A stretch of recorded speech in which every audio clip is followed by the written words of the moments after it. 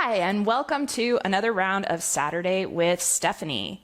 As you can see, I'm sitting kind of in my kitchen today, and there's a reason for that. The trend has been during this entire last 3 months, during this pandemic, seen a lot of trends of people trying new things in the kitchen, more cooking techniques, cooking from home, maybe a lot of bread baking.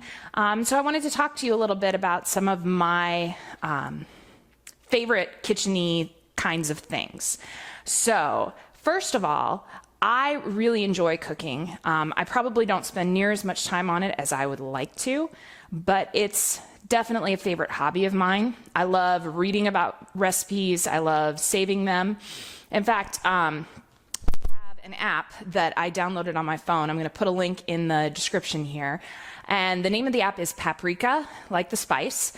The reason that I really like it is because I read a lot of food stuff on the internet, find a lot of recipes on the internet. And one of the cool things about this app is if I go to copy a recipe, take the URL, the website information, copy it, and then I go and open the app, it automatically asks me if I want to download that website, if I want to open it up in the app, and it has a really simple tool for downloading recipes. It's kind of just a couple of clicks.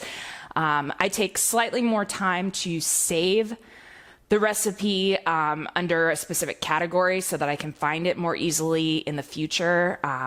So various different categories that I'll have in the app. Just real quick looking, things like casseroles, Mexican food, pasta, rice. So I'll try and put those categories on it, and it'll even allow me to assign multiple categories to a recipe, which is really kind of cool. It really just works with the way my brain functions to be able to say, you know what, I feel like pasta tonight. What recipes do I have? I'm also one where I will follow a recipe for the most part, but I tweak it here and there based on what I have on hand. So if it calls for one type of vegetable and I don't have that, I'll put in something different, that kind of a thing. It's part of why, while I do bake from time to time, I'll make cookies, especially at Christmas time. I've even done the bread baking during this pandemic time, like everybody else. But I don't enjoy it as much. The reason being, for those of you who don't do anything in the kitchen, never come near it, baking is very scientific. If you don't have the ratios right, it completely ruins the dish. You need certain ratios of fat and leavening and acid and all kinds of other things to make it turn out the way that it should. And if you don't follow it exactly or have the exact ratio of ingredients measured correctly, it just will not turn out. As opposed to cooking, where I can kind of judge by how something looks in a pan.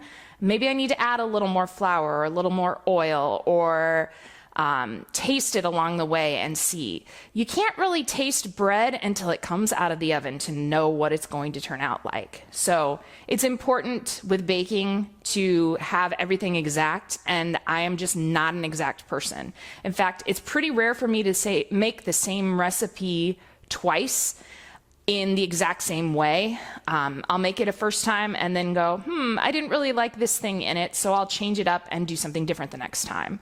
So that's kind of how I approach the kitchen. But I did also want to share with you a few of my other favorite tools besides that app that I save recipes in. One of my personal favorite appliances is the Instant Pot. People, if you know me well, you've probably heard me talk about it. I actually own 2 of them. So I have a little bit of a problem. One of the 6-quart and one of the 3-quart.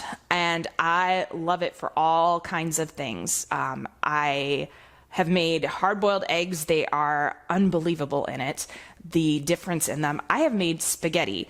And honestly, the consistency of the pasta is the best I've ever made. It does require, similar to baking, some very exact measurements, but it's so much fun to open up the pot after I've put in all of these raw or the dry noodles and the liquid and the sauce and all of these separate ingredients and stir it up together, and suddenly it's a pot of spaghetti. It's kind of amazing. Risotto has been also just an amazing thing that I have made in it. And that's in addition to all of the simple things like the hard-boiled eggs that I mentioned. Like I've made chicken in it a lot because I am notorious for forgetting to take meat out of the freezer. But I can take chicken out of the freezer and put it in the Instant Pot frozen and have it totally cooked in time for dinner. So it's kind of amazing. It's probably my favorite go-to appliance of all time. I've been so thrilled since we've moved into this house to have a kitchen where I have a separate stovetop and wall oven. You can kind of see behind me, because I get to have my gas cooktop, but it's an electric oven.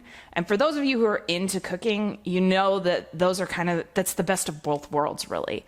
The oven is a convection, and I'm still learning all the ins and outs of how convection works because I've never had that before. But gas cooking on the stovetop is my absolute favorite. It sears so well, and just frying things up and boiling water and all kinds of things just works so much better. The interesting thing for us since this entire thing started, we made the choice back in March to close our church doors to the public. And we've only recently started having church in person, as many of you know. That started in the last couple of weeks. But from the moment we made the decision to stop holding in-person church, my husband and I also made the decision not to eat from restaurants of any kind. We were concerned because we didn't know where the research was at in terms of safety of things, transferring of germs on surfaces, that kind of stuff. Some of the research now is really promising on that, and we have started once a week to get takeout on Sundays because Sundays are crazy busy days for us now, with in-person church in the morning, and then I spend the afternoon getting the service up online for all of you at home that are not able to come into worship, while he spends Sunday afternoon working on homework. That's been his habit since he went back to school. But at the end of the day, we are both exhausted. And so we've kind of made the decision now that Sundays will be our day to get takeout. And we're still not confident enough to eat in a restaurant. And that's our choice with that, just concerns that we have about people in a confined space for an extended period of time. And not knowing really what to expect with that. So we're just sticking with takeout for now. But from March 13th up until 2 weeks ago, every single thing that we ate pretty much was prepared in this kitchen right here. Now, that's not to say that it was all made from scratch, perfectly healthy stuff. We are huge fans of Schwan's. And for those of you that are part of our church, or are Lutherans elsewhere, a little thing for you to know is that the Schwan family that owns the company, they actually happen to be Lutheran, and they tend to donate a lot of money both to our church body and to another Lutheran church body. It's been a practice of the company for a long time. And so we feel really good about that. It's also really nice to have frozen food delivered straight to our door. That's a really helpful thing, especially since we moved to Texas. We've particularly loved it because if you go to the grocery store, you can't always guarantee that the stuff will be frozen when you get home unless you have a cooler bag full of ice. So that's really nice to have a freezer truck that pulls up and delivers the stuff to us. But I have been doing a lot more cooking. Okay, so while I'm doing all of this cooking, I will use that Paprika app, like I said. If I know for sure that I want to make a particular type of dish, maybe I've heard of it on TV, maybe it's just something simple like I want to make baked potatoes and I haven't made them in a while and I can't remember what temperature to have the oven or how long to do it for. The internet is my go-to. How do I do whatever? I type it into the search engine, pull it up. Even just simple things like every once in a while I'll make a breakfast quiche with a frozen pie crust and eggs and whatever I have on hand, meats or veggies or whatever else, throw in. And I can never quite remember, okay, how many eggs do I need to put into this 9-inch pie and how long does it bake for before the eggs set?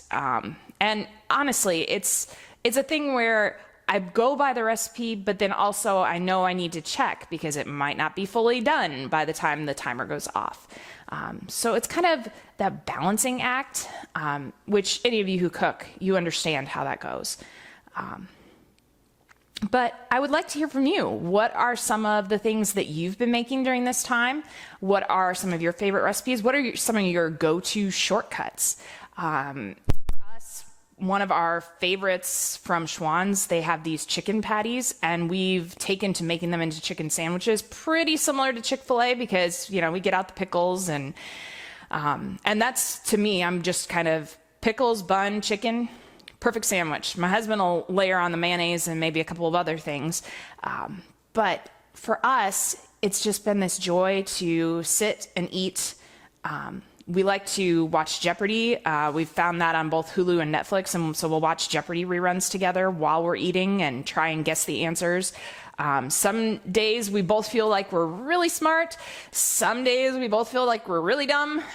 Some days one of us is better than the other one, but it's a lot of fun and we always learn something new. So would love to hear what are some of your meal habits? What are some of your favorite foods? What are some of your favorite recipes?